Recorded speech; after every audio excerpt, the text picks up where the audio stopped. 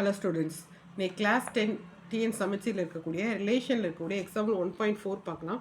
இதில் முன்னாடி இருக்கக்கூடிய எக்ஸாம்பிள் சம்ஸ் எல்லாமே நம்ம சேனலில் இருக்குது. வேணும் அப்படின்னா போய் ரெஃபர் பண்ணிக்கோங்க.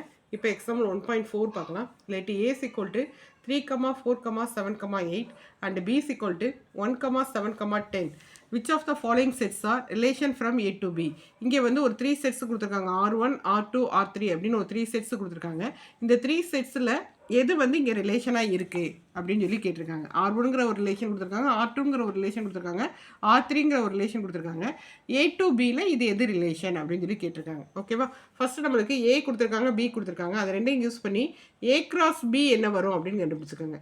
A cross B எப்படி போடலாம் அப்படிங்கன்னா, இது ரெண்டையும் நம்ம செட் ஆஃப் ஆர்டர் பேரில் எழுதணும், வேறு ஒன்றும் இல்லை. எப்படி எழுதலாம்? 3, 1, 3, 7, 3, 10, அப்புறம் 4, 1, 4, 7, 4, 10, then 7, 1, 7, 7, 7, 10, then 8, 1, 8, 7, 8, 10. அவ்வளோதான். இதுதான் வந்து A cross B. இதை எழுதிட்டு இப்போ ஃபஸ்ட்டு ரிலேஷன் எடுத்துக்கோங்க. ஃபஸ்ட்டு ரிலேஷன் என்ன கொடுத்துருக்காங்க? R1 is equal to 3, 7, 4, 7, 7, 10, 8, 1. இதை கொண்டு வந்து A cross Bயில் கம்பேர் பண்ணி பாருங்கள். 3, 7 இருக்கா? இருக்குது. 4, 7 இருக்குது. 7, 10 இருக்குது.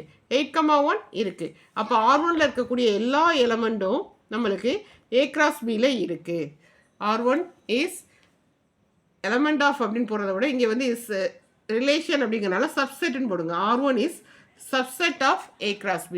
அதனால் R1 is relation from A to B. இதுலேருந்து எனக்கு என்ன கிடைக்குன்னா R1 is relation from A to B. அதனால் A to Bயோட ரிலேஷனாக இருக்குது. இப்போ செகண்ட் சம் பாருங்கள். R2வில் வந்து 3, 1, 3, 1 இருக்கான்னு பாருங்கள், இருக்குது. 4, 12, 4, 12 இருக்கான்னு பாருங்கள், இல்லை. ஸோ in R2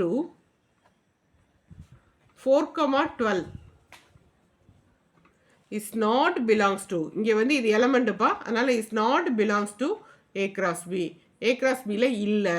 அதனால் R2 is not relation. Is not relation from A to B. அதனால் A to Bயோட இது ரிலேஷன் கிடையாது. ஓகேவா? தேர்ட் ஒன் பாருங்கள். R3யில் இருக்கிறத கம்பேர் பண்ணுங்கள். 3, 7 belongs that. 4, 10 இருக்குது. 7, 7 இருக்குது. 7, 8 இல்லை. ஸோ அப்போ in R3 7, 8 is not belongs. 8, 7 வேறு, 7, 8 வேறு. 7, 8 நம்மளுக்கு இங்கே இல்லை. is not belongs to A cross B. 8, 11 அதுவும் இல்லை.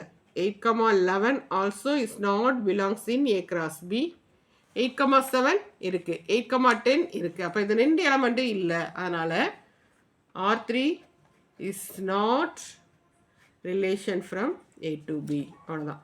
ஸோ அப்போ என்ன பண்ணணும்? கொடுத்துருக்க அந்த ஏபிங்கிற செட்டை யூஸ் பண்ணி நம்ம என்ன பண்ணோம்னா A cross B எழுதிடணும். எழுதிட்டு கொடுத்துருக்க ரிலேஷனில் இருக்கக்கூடிய ஒவ்வொரு எலமெண்ட்டையும் கொண்டு வந்து A cross Bயில் கம்பேர் பண்ணி பார்க்கணும்.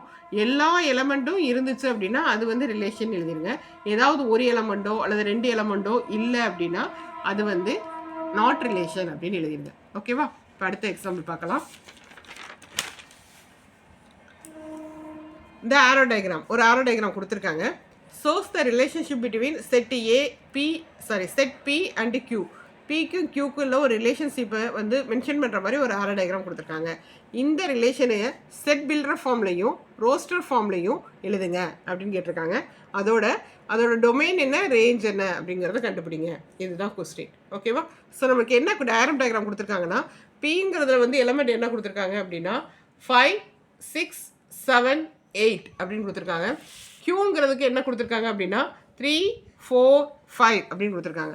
ஸோ இதை பாருங்கள். 5 வந்து எதோட ரிலேட் ஆகிருக்குன்னா 3யோட ரிலேட் ஆகிருக்கு. 6 எதோட ரிலேட் ஆகிருக்கு அப்படின்னா 4ஓட ரிலேட் ஆகிருக்கு. 7 எதோட ரிலேட் ஆகிருக்கு அப்படின்னு பார்த்தோம்னா 5ஓட ரிலேட் ஆகிருக்கு.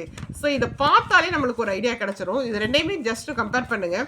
இது எக்ஸ், அதாவது Pயில் இருக்கக்கூடிய எலமெண்ட்டை வந்து நம்ம எக்ஸ்ன்னு எடுத்துக்கிட்டோம்னா, Qவில் இருக்க எலமெண்ட்டை வந்து ஒய்ன்னு எடுத்துக்கிட்டோம்னா, இந்த ஒய் வந்து எப்படி இருக்குன்னா எக்ஸை விட ஒரு 2 கம்மியாக இருக்குது. அதாவது ஒய் வந்து எக்ஸை விட 2 கம்மியாக இருக்குது. பாருங்கள். 5 தானே எக்ஸ். எக்ஸில் 5 - 2 தான் 3. 6 - 2 4. 7 - 2 5. அப்போ எக்ஸ்லேருந்து 2 சப்ராக்ட் பண்ணோம்னா நமக்கு என்ன கிடைக்குது? ஒய் கிடைக்குது. அதனால் Y is equal to X minus 2ன்னு எழுதியிருக்கேன். பட் அவங்க என்ன கேட்டிருந்தாங்க?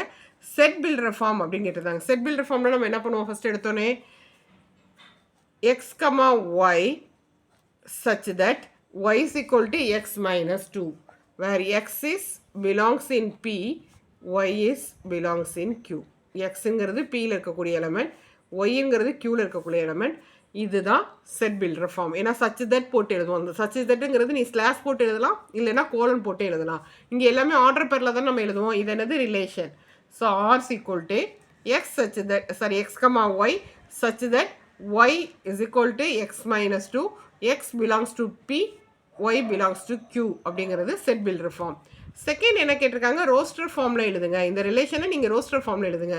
ரோஸ்டர் ஃபார்ம் ரொம்ப ஈஸி தான்ப்பா. எக்ஸ் கமா ஒய்ன்னு தான் நீங்கள் எழுதணும். அப்போ என்ன பண்ணலாம்? 5, 3, 6, 4, 7, 5 அப்படின்னு எழுதிட்டிங்கன்னா அதான் வந்து ரோஸ்டர் ஃபார்ம். ஓகேவா? இது தேர்ட் கொஸ்டின். டொமைன் என்ன, ரேஞ்ச் என்ன அப்படின்னு கேட்டிருக்காங்க. டொமைன் அப்படிங்கிறது என்னென்னா Pயில் இருக்கக்கூடிய எலமெண்ட்டில் எல்லாமே வந்து உங்களுக்கு டொமைன் அப்படின்போம்.